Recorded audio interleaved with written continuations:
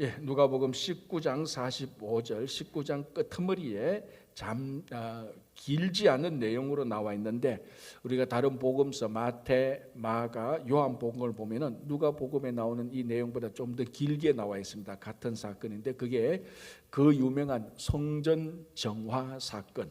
예수님께서 예루살렘 성전에 들어가셔서 그 성전에서 장사하는 사람들, 그리고 환전하는 사람들, 이런 사람들에게 예수님께서 그들에게 사실은 폭력적인 모습을 보이셨죠. 그들의 상을 뒤집어 엎으시고 그들을 내쫓으신 그 사건을 보겠습니다. 자, 45절, 성전에 들어가서 장사하는 자들을 내쫓으시며, 이게 다른 복음서를 보면은 장사하는 사람들뿐만 아니라 그러니까 그 돈을 바꾸는 사람들, 그리고 양과 소를 이제 장사하는 사람들, 어떻게 보면 뭐 굳이 따지자면 두 종류의 사람이라고 볼 수도 있겠죠. 환전하는 사람들, 돈을 바꾸는 사람들. 왜 성전에서 돈을 바꿨냐? 이게 뭐 환율 계산하는 어떤 그런 것도 아닌데, 자, 그 당시에 이제 6월절이나 절기가 되면은 20세 이상 남자들은 성전에 와서 제사를 드려야 되니까, 그러면 성전에 오면은 반드시 성전세를 내야 됩니다. 그런데 그 성전세가 반세겔인데, 이걸 헬라 돈이나 로마 돈이나 아니면 각각 자기들이 있는 곳에서 사용되는 그 화폐를 가지고 와서 성전세, 그 반세겔에 해당되는 액수를 낸다고 해서 성전세가 되는 게 아니고 반드시 그 세겔이라는 화폐로 내야 되는 것입니다. 쉽게 말하자면은 뭐 우리 친구의 성전세가 뭐 10불인데 10불은 너무 작고 한 500불 된다 합시다. 예를 들어 이 성전세가 500불인데 저기 한국에서 오신 분이 500달러가 없단 말이죠. 그러면 내가 뭐 대략 계산해서 한 60만 원 낼게요. 그거 안 된다는 겁니다. 500달러를 내야 되는. 자, 그러면 이렇게 해서 환전하는데, 그 환전할 때 그러면은 똑같은 환율로 계산하느냐? 그게 아니죠. 더 받는 거죠. 커미션을 더 받는 거죠. 그래서 더 받아서 어떻게 하느냐? 요것도 큰 문제지만 이 더 받은 커미션의 일정 분량이 대제사장이나 서기관들에게 돈이 들어가는 겁니다. 그래서 이 성전에서 환전을 통하여서 이 종교 지도자들의 일부 사람들이 이익을 보는 겁니다. 이거는 완전히 뭐 성전을 이용해서 자기 이익을 보는 아주 그러니까 우리가 지금 살고 있는 자본주의의 폐해가 그대로 드러나는 겁니다. 자, 또 장사하는 사람들, 소나 양이나 비둘기 파는 사람들, 자, 6월절 같으면 양을 드려야 됩니다. 그리고 아주 가난한 사람들은 비둘기 같은 걸 드리겠지만, 자, 예를 들어서 양을 드린다고 해봅시다. 양은 어떤 양을 드려야 됩니까? 흠없고 점 없는 양, 그런 온전한 양을 드려야 됩니다. 1년 된 양. 자, 그래서 6월절, 이제 오늘 6월절 순례가 끝나면 집에 가서 또 내년 6월절을 준비해서 1년 된 흠없는 양을 다 준비해야 되는 겁니다. 그런데 저기 멀리 그 예루살렘 말고 저 밖에 안디옥에서 오는 사람들, 자, 자기 집에 1년 동안 길렀던 그 양을 가지고 옵니다. 성전에 드리려고. 자, 그런데 이거 그냥 거기서 반드시 성전에서 흠없는 양을 드리기 위해서는 거기에 또 인스펙션을 받아야 되는 겁니다. 그 성전에서 나온 사람이 흠이 없나 점이 없나 해서 흠없는 양이면 통과. 그런데 이게 여러분 생각해 보십시오. 걸면 다 걸리지 않겠습니까? 그렇죠. 여러분 그 안디옥에서 양을 1년 된 양을 가지고 우리처럼 요즘 뭐 비행기 타고 뭐 자동차에 잘 이렇게 보관해서 오는 게 아니고 다 걸어서 왔단 말이죠. 다 걸어서 오면서 먼지도 묻을 수도 있고 뭐 여러 가지 흠이 안 생길 수가 없습니다. 그 인스펙션 하는 사람, 인스펙터가 보고 걸면은 다 걸리는 겁니다. 막말로 뭐 이 양은 인상이 왜 이리 안 좋아? 이 인상에 흠이 있다. 뭐 그런 식으로 걸면은 다 걸립니다. 그러니까 이 양을 가지고 제사를 못 드리는 겁니다. 자, 그럼 어떻게 해야 됩니까? 성전에서 준비된 1년 된 양을 사야 되는 겁니다. 자, 그럼 이 살 때 또 더 많은 액수를 받게 되는 거죠. 또 받고 난 다음에 그 남는 이익의 일부가 또 대제사장이나 서기관들에게 또 들어가는 겁니다. 이 전형적인 2000년이 되었는데 자본주의의 폐해가 그대로 드러나는 것이 시장이 아니고 거리가 아니고 성전입니다. 그리고 이 비즈니스를 다른 사람들이 하느냐? 성전 지도자들이 허락한 사람들만 하는 거예요. 매점 매석을 또 하는 겁니다. 독점하고 커미션 받고 그 커미션의 일부가 종교 지도자들한테 들어가고. 가만히 보면 오늘날 2000년이 지났는데 오늘날 자본주의가 가장 악독하게 이런 폐해는 있어서는 안 된다는 게 2000년 전 예루살렘 성전 안에서 그대로 일어났는 겁니다. 이게 얼마나 악독한 죄들입니까? 자, 그런데 원래 우리가 구약을 보면은 성전에 대한 호칭이 있습니다. 명칭이 있습니다. 그게 뭡니까? 만민이 기도하는 집. 자, 그래서 보십시오. 45절에 성전에 들어가서 장사하는 자들을 내쫓으시며 그들에게 이르시되 기록된 바 내 집은 기도하는 집이 되리라 하였거늘 너희는 강도의 소굴을 만들었도다 하시니라. 자, 그래서 예수님께서 사람들을 45절에 내쫓으셨다. 성전 정화 사건인 겁니다. 그죠? 자, 여기서 또 하나 우리가 또 살펴봐야 될 단어가 강도의 소굴을 만들었다. 물론 이렇게 매점 매석하고 이익을 남기고 이걸 종교 지도자에게 주는 이 자체도 벌써 경제적으로 보면은 경제적 강도들이 모인 소굴이 되는 겁니다. 벌써. 자, 또 하나 우리가 생각해 볼 수 있는 것은 성전은 성전 고유의 거룩함이 있기 때문에 우리 구약에도 보면은 죄를 짓고 성전에 와서 성전 제단을 붙들고 있으면 그 사람을 못 잡아갑니다. 그 아도니아가 반역을 일으키고 난 다음에 도망가다가 성전 제단을 붙잡았을 때 그 솔로몬이 놓아두라라는 이런 내용들도 우리가 나중에 나옵니다. 그러니까 이게 전 세계적으로 성전 또는 뭐 다른 말로 사원, 오늘날로 교회, 성당 이런 종교적인 기관은 세상이 그 안에 들어와서 세상의 법을 집행할 때는 굉장히 조심해야 되는 겁니다. 왜냐하면 세상이 종교적인 거룩함을 인정해 주고 있으니까. 뭐 다른 종교도 사실은 대부분 다 그렇습니다. 이 예루살렘 성전도 그렇죠. 특별히 구약 예레미야 때 이런 데 보면은 사람들이 자기들이 죄를 짓고 난 다음에 어디로 도망가는 경향이 있는가 하면 사람을 죽이고 살인하고 강도하고 사기치고 이런 사람들이 성전으로 들어갑니다. 그래서 보호를 받으려고. 자, 그러면은 성전은 어느 정도 치외의 법권 지역이 되는 거죠. 자, 그러면은 이 사람들이 이 잘못한 사람들이 사기치고 강도질하고 사람을 죽인 사람들이 성전에 들어간 이유가 성전에 들어가서 자기 잘못을 회개하기 위해서 성전에 들어갔다. 그건 정말 좋은 일이죠. 잘된 일인데 이 사람들이 회개하기 위한 것이 아니고 자기가 분명히 잘못했음에도 불구하고 범죄를 했음에도 불구하고 성전에 들어가서 회개가 아니고 사회로부터 보호를 받으려고 치외 법권 지역에 안전하게 머물러 있으려고. 자, 이런 사람들이 한 명, 두 명 모이면 성전이 뭐가 됩니까? 강도의 소굴이 되는 거죠. 그런 측면도 나오는 것입니다. 그러니까 한마디로 예수님께서 예루살렘 성전에 올라가니 성전의 주인인 예수님이, 하나님의 아들은 예수님이, 성자 하나님이 성전을 보니까 우리말로 이건 엉망진창입니다. 세상 말로 개판이 다 된 거예요. 완전히 이게 성전이 아니고 성전이 세상보다 더 악한 강도의 소굴이 되고 뭐 경제적으로 매점매석하고 다 자기 이익만 챙기고 세상도 이렇지 않은데 성전이 세상보다 더 타락했다는 거예요. 그러니까 예수님께서 이 사람들을 쫓아내시고 성전을 정화롭게 하는 것입니다. 그게 바로 오늘 본문에 간단하게 나온 것이지만 마태나 뭐 요한복음 훨씬 더 자세하게 나와 있어요. 자, 그리고 난 다음에 47절 보시기 바랍니다. 예수께서 날마다 성전에서 가르치시니, 성전을 정화하고 난 다음에 성전을 깨끗게 하시고 난 다음에 성전에 들어가서 가르치시는 겁니다. 가르치시니 대제사장들과 서기관들과 백성의 지도자들이 그를 죽이려고 꾀하되, 여기 첫 번째 반응입니다. 성전에서 예수님께서 말씀을 가르치실 때 첫 번째 반응, 대제사장들, 서기관들과 백성의 지도자들은 그를 죽이려고 꾀하며. 왜 예수님을 죽이려고 하죠? 간단하잖아요. 방금 얘기했잖아요. 성전을 다 정화시키니까 자기들이 이익이 엄청나게 손해보지 않습니까?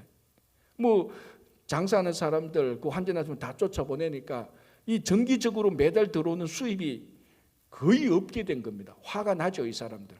야, 안 그래도 어떻게 저 예수님을 좀 그 예수님을 공격하려고 하는데 성전에서 쫓아내고 이제 자기가 와서 성전에서 가르쳐.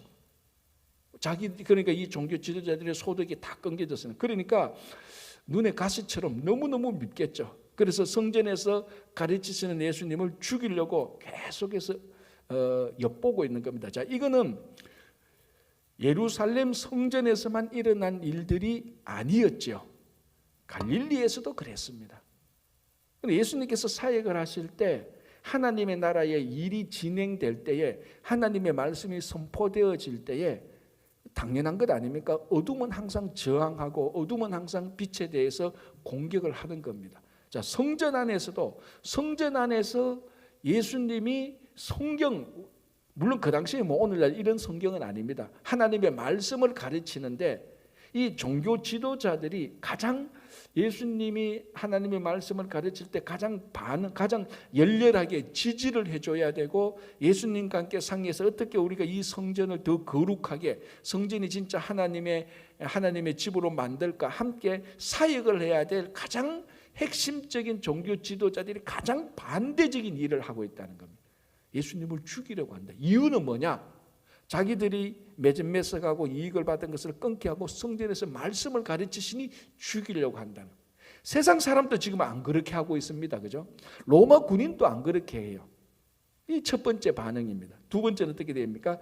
48절, 백성이 다 그에게 귀를 기울여 들으므로 어찌할 방도를 찾지 못하였더라. 두 번째 반응, 백성들은 다 예수님의 말씀을 듣고 다 듣습니다. 들어보니까 기존에 종교 지도자들, 서기관들과 바리새인들, 대제사장들이 하나님의 말씀을 가르쳐 주는 것보다 훨씬 더 확실하게 가르쳐 주거든.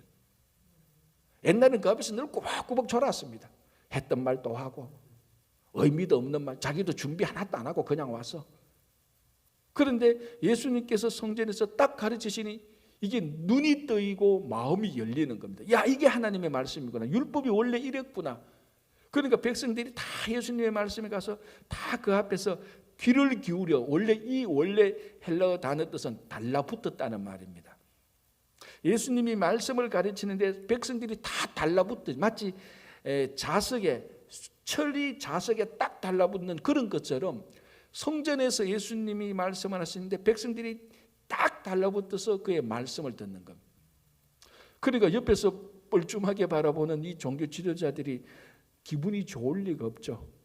첫 번째, 자기들이 소득이 거의 다 끊겨지는 것만 해도 죽이고 싶은데, 아니 말씀을 가르치는데 백성들이 자기들이 말씀을 가르칠 때는 거의 꾸벅꾸벅 졸고 다 도망갔는데, 이 예수님이 가르치니까 거기에 철이 자석에 붙듯이 탁 붙어 있습니다. 그러니까 속에는 죽일 만큼 분통이 터지는데 예수를 어떻게 해코지를 못합니다. 왜? 백성들이 거기 딱 붙어 있으니까. 그래서 마지막에 어찌할 방도를 찾지 못하였더라. 속막 끓는 거죠. 자, 이렇게 해서 일단은 성전에서 일어났던 일이 끝납니다. 자, 이제 계속해서 이어집니다. 20장 보겠습니다. 하루는 성전에서 예수께서 백성을 가르치시네. 그러니까 성전에서 계속해서 말씀을 가르치십니다. 이제 성전에서 매매하는 사람들, 장사하는 사람들을 다 쫓아내고 제대로 성전이 성전 기능을 하는 겁니다. 왜? 성전에서는 말씀을 가르쳐야 되고 기도를 해야 되고 예배를 드려야 되는 겁니다. 그래서 이제 예수님께서 그 성전의 기능을 완전히 회복하고 있는 겁니다. 그래서 예수님께서 성전에서 말씀을 가르치시며 복음을 전하실세 대제사장들과 서기관들이 장로들과 함께 가까이 와서 말하여 이르되 당신이 무슨 권위로 이런 일을 하는지 이 권위를 준 이가 누구인지 우리에게 말하라. 자, 예수님의 권위에 대한 문제, 정확히 말하면 티칭할 수 있는 권위. 제가 전에도 한번 말씀드렸죠. 이 티칭할 수 있는 권위가 서기관들이 있었습니다. 율법사들. 그러니까 성전에서 우리말로 하면 종교성에서 허락한 라이선스, 티칭할 수 있는, 성전에서 율법을 가르칠 수 있는 라이선스를 가진 사람들이 서기관들, 율법사들, 이런 사람들이 가르쳐야 됩니다. 근데 예수님이 그런 라이선스도 없이 가르치시니 묻는 겁니다. 야, 너, 그렇게 쉽게 말하면 우리말로 이렇게 왜 여기서 가르치냐? 너 라이선스 있어? 너 누가 너에게 뭐 가르치라고 얘기를 해서 너 권위가 없지 않느냐? 왜 가르치느냐? 무슨 권위로 이것을 가르치느냐라고 얘기를 하는 겁니다. 그래서 2절에 무슨 권위로 이런 일을 하는지 이 권위를 준 이가 누구인지 우리에게 말하라. 자, 그러니 사실은 우리가 원칙적으로 말하면, 가장 원론적으로 말하면 예수님은 이 질문에 대답할 이유가 하나도 없습니다. 그렇죠? 예수님께서 하나님의 아들이고 성자 하나님이 이 성전의 주인인데, 오히려 이 제사장들이 자기들이 가르치거나 자기들이 그 성전에서 사역할 때 자기들이 무슨 권위로 사역을 하고 무슨 권위로 가르치는지 예수님에게 허락을 받아야 될 판인데, 이게 완전히 거꾸로 된 겁니다. 그러나 예수님께서 그런 질문에 대답할 이유는 없지만은, 첫 번째 세례 요한의 권위에 대해서 반문을 하십니다. 그리고 이제 우리가 이제 조금 이따 보겠지만 9절부터는 포도원 농부 비유를 통하여서 예수님이 누구인지 어떤 권위로 가르치는지 이제 대답을 해주시는 겁니다. 자, 첫 번째는 세례 요한에 대한 권위, 세례 요한의 권위에 대해서 반문을 합니다. 자, 그러면 내가 하나 물어보겠다. 내게 권위를 물었으니 이 권위에 대해서 하나 묻자, 이 말이죠. 세례 요한의 권위가 하늘에서부터 왔냐 사람에게서 왔냐 이렇게 묻습니다. 자, 여기에 이제 이 종교 지도자들이 딱 걸려든 겁니다. 왜? 하늘에서 왔다고 말하면은 진짜 하나님께서 주신 권위인데, 이 종교 지도자들이 세례 요한의 말씀에 순종을 해야 되지 않습니까? 권위를 인정해야 되잖아요. 그런데 지금까지 어떻게 됐습니까? 세례 요한의 그 권위에 인정도 안 하고 세례 요한이 헤롯에 의하여서 죽을 때 이 종교 지도자들은 아무런 액션도 취하지 않았어요. 한마디로 말하면 하늘에서 온 권위라고 자기들이 인정한다면, 하나님께서 세례 요한에게 권위를 줬다고 인정한다면, 자기들은 지금까지 세례 요한의 그 권위를 인정을 안 했는 것이 되었 겁니다. 자, 그러면은 세례 요한의 권위가 사람에게서 왔다.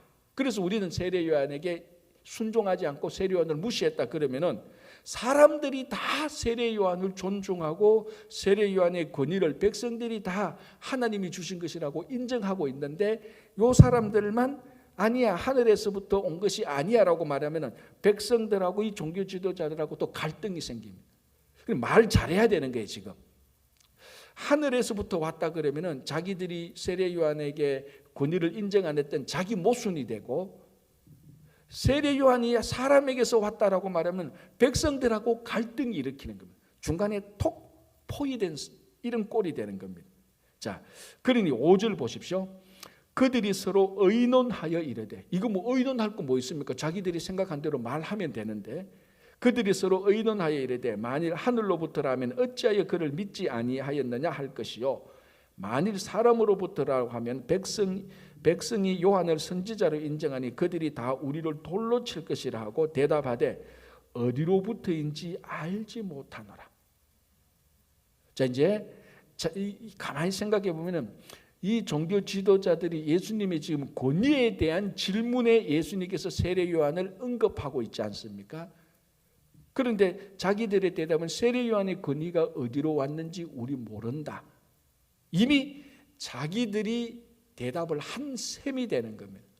이 당겨진 의도가 뭡니까? 너희들은 고작 내 길을 준비하러 온 세례 요한의 권위가 어디에서 왔는 줄도 모르면서 감히 세례 요한이 내 길을 준비한 내 권위에 대해서 너희들이 왈가왈부할 수 있겠냐, 그런 의미가 담겨져 있는 겁니다, 사실. 자, 그러니까 사실은 이런 얘기도 안 해도 되는 겁니다. 그런데도 예수님께서 친절하게 세례 요한의 권위를 반문함으로 말미암아 예수님의 권위에 대해서 묻는 사람들을 먹통으로 만드는 겁니다. 자, 그리고 난 다음에 보십시오. 8절. 예수께서 이르시되 나도 무슨 권위로 이런 일을 하는지 너희에게 이르지 아니하겠다. 너희들은 세례 요한의 권위도 모르면서 내가 너희들에게 무슨 권위로 하는지 말해본들 너희들은 여전히 알지 못할 것이다, 이런 의미가 있죠. 그러면서 자, 9절 보시면 그가 또 비유로 백성에게 말씀하시기 시작하시나. 이게 이제 우리가 또 잘 아는 포도원 농부 비유죠. 이 농부 비유를 통해서 예수님이 누구인가가 또 확 잘 드러나고, 예수님이 누구인가를 알면은 예수님의 권위가 있는 분인지 없는 분인지 우리가 알 수 있죠. 이 사람이 대통령이다 그러면 딱 대통령의 권위가 있는 것 아닙니까? 자, 이제 우리가 잘 아는 농부 비유로 들어가겠습니다. 내용은 간단하죠. 한 사람의 포도원 주인이 포도원을 잘 만들어 놓고 멀리 또 출장을 갑니다. 갈 때 그 소장농이죠. 사실은 소장농들에게 내가 올 때까지 농사를 잘 지어라. 그리고 그 소장농에게 포도원을 맡겨놓고 갔습니다. 이제 그러니까 추수할 때쯤 소출을 거둘 때 이 포도원 주인이 종을 보냅니다. 종을 보내서 소장농들에게 너희들이 얼마 가지고 너희들이 농사를 지었으니까 얼마 가지고 주인에게 또 드릴 것은 얼마 드리고 뭐 당연히 그게 계약이니까 그렇게 해야 되는 것 아닙니까? 그러면 이 정직한 상식적인 소장농이라면 이번에 우리가 여기서 이만큼 10개를 거두었다. 그럼 우리가 원래 계약대로 주인에게 몇 개를 드리죠? 5대5로 했지 않습니까? 그러면 자 5개 가져가십시오. 5개는 우리가 하겠습니다. 이게 상식입니다. 소장농들이. 자, 그런데 한번 보시기 바랍니다. 10절 때가 이름에 포도원 소출을 얼마를 바치게 하려고 한 종을 농부들에게 보내니 농부들이 종을 몹시 때리고 거저 보내었거늘. 주인이 멀리 있다고 해서 이 농부들이 소장농이 생각하기에는 원래는 주인한테 안 드려도 되겠다. 우리가 어찌해도 주인이 멀리 갔으니까 우리한테 어떻게 할 수 없을 거야. 그런 생각이 아마 들었을 것입니다. 그래서 주인이 보낸 종에게 때려서 거저 보냅니다. 소출을 안 줍니다. 주인이 그 사실을 알고 두 번째 보냅니다. 똑같은 일이 일어났죠. 자, 이 12절 다시 세 번째 종을 보내니 이 종도 상하게 하고 내쫓은지라. 첫 번째, 두 번째, 세 번째 소출 안 주고 다 때려서 다 쫓아보냈습니다. 세 번째까지. 자, 보통 이렇게 되면은 이 당시 고대 중건동에서는 어떻게 하는가 하면은 두 가지 주인이 액션을 취한다고 합니다. 첫 번째는 이 모든 사실들을 그 주인의 포도원이 있는 그 지역의 관청, 뭐 우리말로 하면 경찰서나 검찰 정도 되겠죠. 거기에 신고를 해서 관청 사람들이 가서 그 소장농들이 진짜인 것을 조사를 해서 소장농에게 벌을 주는 겁니다. 뭐 당연한 시스템 아닙니까? 첫 번째. 아니면은 주인이 직접 옵니다. 화가 나서 주인이 직접 와서 이 종들을 쫓아내고 이 종들에게 소출을 안 준 것을 다 받아내고 다 소장농이죠. 주인이 와서 이 소장농들이 주인의 종에게 했던 것을 조사하고 그에 대한 벌을 부과하고 소장농이 그 받쳐야 될 소출을 다시 다 받게 되고 그래서 주인이 이 소장농들을 다 쫓아내야 되는 겁니다. 두 가지죠. 자, 그러면 이제 주인이 이 두 가지 가운데 어떤 일을 했을까요? 둘 다 안 한 겁니다. 이상한 일이 일어났어요. 자, 13절 보겠습니다. 포도원 주인이 이르되 어찌할까? 요게 바로 제가 방금 했던 두 가지 중에 고민입니다. 내가 관청에 신고를 해? 아니면 내가 직접 가서 다 심판을 해버려? 어찌할까? 그런 고민을 하는 겁니다. 어찌할까? 그래서 제3의 길, 세 번째를 선택합니다. 보십시오. 포도원 주인이 이르되 어찌할까? 내 사랑하는 아들을 보내리니 그들이 혹 그는 존대하리라 하였더라. 이 포도원 주인이 굉장히 관대합니다. 안 되겠다. 소장농에게 한 번 더 기회를 주자. 종을 보내니 이 소장농들이 종들은 무시하는구나. 그렇다면은 내 아들을 보내자. 자, 여러분 이 당시 유대인들은 아들은 아버지의 권위를 100% 그대로 이어받는 사람입니다. 그러니까 아들이라고 해서 아버지하고 권위가 차이 난다 그게 아니에요. 그래서 예수님께서 마태복음 28장 19절 20절 지상복령에서 하나님 아버지가 자신에게 모든 권세를 다 주셨다고 말합니다. 그러니까 하나님의 권위가 아들의 권위하고 99%가 아니고 100% 일치하는 겁니다. 그러니까 아버지 대신 아들이 가면은 이 아들에게 아버지를 대우하듯이 100% 대우하듯이 그대로 해야 되는 겁니다. 그래서 성부 하나님께서 성자 하나님을 이 땅에 보냈을 때 성자 하나님은 우리가 성부 하나님에게하고 똑같이 해야 되는 겁니다. 그게 또 우리가 뭐 다른 말로 하면 삼위일체가 나오는데 그까지는 가지 말고 그래서 이 주인이 생각합니다. 어찌할까? 관청에 신고해서 다 저 사람 심판해버려? 아니, 내가 가서 심판해야 되겠다. 그러려고 하다가 이 종들에게 한 번 더 기회를 주자. 나는 지금 여러 가지 사정에서 가지 못하는 게 내 아들을 보내야 되겠다. 그러면 이 사람들이 아들이니까 좀 나를 대한 듯이 대우하겠지. 그러면은 앞에 3번 종들을 다 쫓아보낸 것을 내가 없던 일로 하겠다. 그런 마음이 들어가 있는 겁니다. 자, 그래서 13절 포도원 주인이 이르되 어찌할까 고민하다가 내 사랑하는 아들을 보내리니 그들이 혹 그는 존대하리라 하였더니. 자, 이게 구약에 나타난 구약의 하나님께서 선지자들을 이스라엘 백성들에게 보냈던 그 비유하고도 일치합니다. 자, 여기서 포도원 농부들은 누굽니까? 이스라엘 백성들. 주인은 누굽니까? 하나님. 종들은 누굽니까? 선지자들. 얼마나 많은 선지자들을 보냈습니까? 이사야도 보냈고 에레미야도 보냈고 미가도 보냈고 호세아도 보냈고 아모스도 보냈고 뭐 스바냐도 보냈고 무수히 많은 선지자들을 보냈는데 선지자들을 다 이스라엘 백성들이 거절하고 에레미야 같은 경우는 진짜 죽이잖아요. 데리고 가서 뭐 진흙탕에도 넣고 애굽에도 끌고 와서 결국 에레미야는 애굽에 가서 죽게 되는. 그러니까 이 포도원 주인이 종을 농부에게 보냈을 때 이 소장농 농부들이 종을 다 쫓아내는 것이 요 간단한 비유 안에 하나님께서 선지자들을 이스라엘 백성들에게 보는데 선지자들을 이스라엘 백성들이 무시하고 쫓아낸 것하고 똑같은 비유가 들어가는 겁니다. 그래서 하나님께서 심판을 해야 되는데 한 번 더 기회를 주죠. 내 아들을 보내겠다. 그래서 예수님을 이 땅에 보낸 겁니다. 그러니까 이 비유는 구원의 비유하고도 구약에 나타난 이스라엘 백성들의 그 행동들, 선지자, 하나님, 예수님과 같이 얽혀있는 그런 비유들하고도 그 내용하고도 일치하는 겁니다.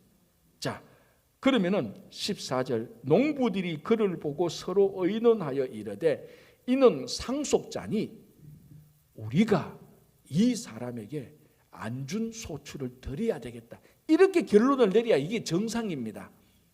우리가 잘못했구나. 주인님께서 참다 못해서 아들을 보내셨구나. 자, 그렇게 말하지 않고 상속자를 보내. 법적 상속자입니다. 그래서 이 사람을 보냈으니 우리가 그 사람의 말을 듣자가 아니고 그 사람을 죽이고 상속자를 죽이고 그 유산을 우리의 것으로 만들자. 아주 사악한 농부들입니다. 소장농들이. 자, 그래서 14절 물론 비유입니다. 비유 14절 농부들이 그를 보고 서로 의논하여 이르되 이는 상속자니 죽이고 그 유산을 우리의 것으로 만들자 하고 포도원 밖에 내쫓아 죽였느니라. 이게 예수님께서 예루살렘 밖 골고다 언덕에서 십자가에 달려 돌아가는 사건하고 일치하죠. 이 비유 하나가. 자, 죽였느니라. 그런즉 포도원 주인이 이 사람들을 어떻게 하겠느냐. 16절, 15, 16절 와서 그 농부들을 진멸하고 포도원을 다른 사람들에게 주리라. 여기까지가 비유죠. 하시니 사람들이 듣고 이르되 그렇게 되지 말아지이다 하거늘 그들을 보시며 이르시되 그러면 기록된 바 하고 이제 또 한 번 더 해석을 해주는 겁니다. 그리고 여기 포도원 농부 비유에 대해서 구약에 하나님께서 선지자들을 보내신 것, 그래서 그 선지자들을 보내신데 이스라엘 백성들 소장농에 있는 이스라엘 백성들이 실패한 것, 그래서 참다 못해서 어쩌면 하나님의 사랑으로 그 소장농들을 심판하기 전에 마지막으로 구원의 방법으로 제시한 것이 자기 아들 상속자를 보낸 겁니다. 이 상속자에게 이 상속자 아들에게 회개하고 잘못한 것을 하면은 앞에 했던 것을 주인은 다 용서해 줄 요량이었습니다. 그러니까 키는 요 상속자 아들이죠. 그런데 그것까지도 안 하는 겁니다. 자, 이 비유를 통해서 이 사람들이 뭡니까? 여기에 대해서 예수님의 권위도 나타나는 거죠. 예수님의 권위가 뭡니까? 상속자입니다. 법적으로 아버지의 모든 것을 물려받은 겁니다. 자, 그러면은 우리가 성전에서 무슨 권위로 가르치느냐라고 말할 때 내가 우리 아버지의 상속자다. 그런 권위로 이 성전의 주인의 권위로 가르치는 것. 그것도 대답될 수 있는 거고요. 자, 17절 한번 보겠습니다. 그들을 보시며 이르시되 그러면 기록된 바 건축자들의 버린 돌이 모퉁이의 머릿돌이 되었느니라 함이 어찌미냐. 자, 이거 우리 너무 잘 알죠. 버린 돌이 모퉁이의 머릿돌이 되었다. 자, 모퉁이의 머릿돌은 건축물의 기초석이죠. 가장 중요한 돌이 되는 겁니다. 이 사람들이 아들을 쫓아내고 쫓아내는 정도가 이제 아들은 죽이는 거죠. 완전히 버립니다. 죽여죠. 그들이 죽인 이 사람이 나중에 예수님께서, 그러니까 이게 예수님께서 고난받아 십자가에 달려 돌아가시고 죽으셨다가 완전히 이 사람들이 버렸다가 버린 건축자가 버린 돌인데 이 소장농이 죽인 아들인데 알고 보니 하나님께서 예수님을 부활시켜서 다시 그 건물의 모퉁이돌 기초석이 되도록 한 그런 내용까지도 포함되어 있는 겁니다. 자, 18절 보겠습니다. 무릇 이 돌 위에 떨어지는 자는 깨어지겠고 이 돌이 사람 위에 떨어지면 그를 가루로 만들어 흩으리라 하시니라. 이게 이 돌 위에 떨어지는 사람들, 그러니까 여기서 했던 예수님을 반대했던 사람들, 종교 지도자들, 특별히 이제 종교 지도자들이 많이 이야기되는데 이 사람들이 이 돌 위에 떨어지는 자, 그러니까 예수님이 건축자들이 버린 돌이 모퉁이 돌이 되는데 여기에 떨어지는 자는 다 깨어지겠고 이 돌이 사람 위에 떨어지면 그 사람들은 또 다 가루로 만들겠다. 알 듯 말 듯한데 이 말이 뭔가 하면은 이 예수님에게 세상의 것, 인간적인 것이 예수님에게 부닥치면은 그거 다 깨어지는 겁니다. 그리고 예수님께서 세상적인 것, 그러니까 탐욕, 이기주의 이런 걸 맞아요. 거기에 예수님께서 가서 부딪히면은 그런 것들이 다 깨어진다는 것을 얘기하는 거예요. 왜? 이 예수님은 집에 모퉁이돌 기초석이 되기 때문에 이게 기준이고 이것은 흔들림이 없습니다. 그래서 여기에 반대되고 여기에 안 맞는 것은 다 깨어지고 다 부서져야 되는 게 맞습니다. 그렇다면은 우리 속에 있는 세상적인 것들, 이기적인 것들이 오늘 이 모퉁이 돌이 되신 예수님을 만날 때 우리 안에 그런 것들이 깨어져야 되는 것들, 그런 것들이 깨어지고 박살이 나고 다 사라져야 되는 겁니다. 물론 그 순간은 그런 경험은 아프고 힘들 수가 있을 것입니다. 그러나 그럼에도 불구하고 그런 것들이 깨어지고 가루로 되어서 사라져야 우리가 온전히 하나님의 자녀의 모습이 되어지는 것입니다. 그래서 예수님께서 오늘 우리 삶에, 내 삶에, 사도 바울의 말하면 내가 바로 움직이는 성전 교회 아닙니까? 성령께서 거하는 성전인데, 그렇다면 내 안에 삶의 기초석이 되는 모퉁이 돌이 되는 예수님, 거기에 세상 것이 들어오면은 마치 성전 정화하듯이 내 안에 장사하는 것들, 장사하는 것들 환전해서 건전하지 못한 부도덕한 잘못된 이익을 취하는 것들이 이 건축의 내 성전의 모퉁이 돌을 만날 때는 다 쫓겨나고 다 부서져야 되는 것입니다. 오늘 우리 다시 한번 보면서 우리 삶의 기초석이 되는 모퉁이들이 되는 예수님이 우리 삶의 온전히 기준이 되고 그 기준에 맞추어서 살아가시는 여러분 되시기 바랍니다. 기도하겠습니다. 하나님 감사합니다. 오늘도 하루를 시작합니다. 오늘도 우리 모든 성도님들 지켜주시고 오늘 모든 일정을 아버지 하나님 성전의 기초석이 되는 모퉁이들이 되는 예수님을 따라갈 수 있도록 인도하여 주시옵소서. 우리가 살아갈 때 때로는 혼란스럽고 기준을 정하기 어렵고 여러 가지 상황에서 무엇을 어떻게 해야 될지 모를 때 우리 삶의 기초석이 되는 예수님이라면 어떻게 하실까라는 질문 속에서 그 답을 얻을 수 있도록 인도하여 주시옵소서. 주님, 여러 가지 기도 제목들이 있습니다. 특별히 이창근 집사님 이하 몸이 연약하신 여러 환우들을 주님께서 한 분 한 분 살펴주시고 그들의 아픈 곳마다 이 시간에 주님께서 터치해 주셔서 치유하는 광선을 비추어 주셔서 그들을 온전히 회복시켜 주시옵소서. 주님, 우리 자녀들을 살펴주시기를 간절히 바라옵고 원합니다. 갓 태어난 어린 자녀로부터 학업에 있는 자녀들, 성장한 자녀들, 그들의 미래와 진로를 주님께서 인도해 주시고 그들에게 필요한 건강과 믿음과 지혜와 지식을 풍성히 허락하여 주시옵소서. 주님, 우리 모든 성도님들의 모든 가정이 천국이 되게 하여 주시고 오늘도 이른 아침부터 밤늦게까지 수고하시는 모든 일터에서도 풍성한 열매를 거두게 하여 주시옵소서. 이번 돌아오는 주일 우리 청년부 EM 홈커밍 데이가 있습니다. 주님, 길을 떠났고 하나님을 몰랐고 또 하나님을 떠났던 우리 청년들을 다시 콜링하여서 예배드리고 그들의 신앙이 다시 하나님께로 돌아올 수 있는 귀한 집회가 되게 하여 주시고 말씀을 전하시는 강사 목사님의 선포하는 말씀을 통하여서 세상의 모든 것들이 깨어지고 주님 앞에 나올 수 있도록 도와주시옵소서.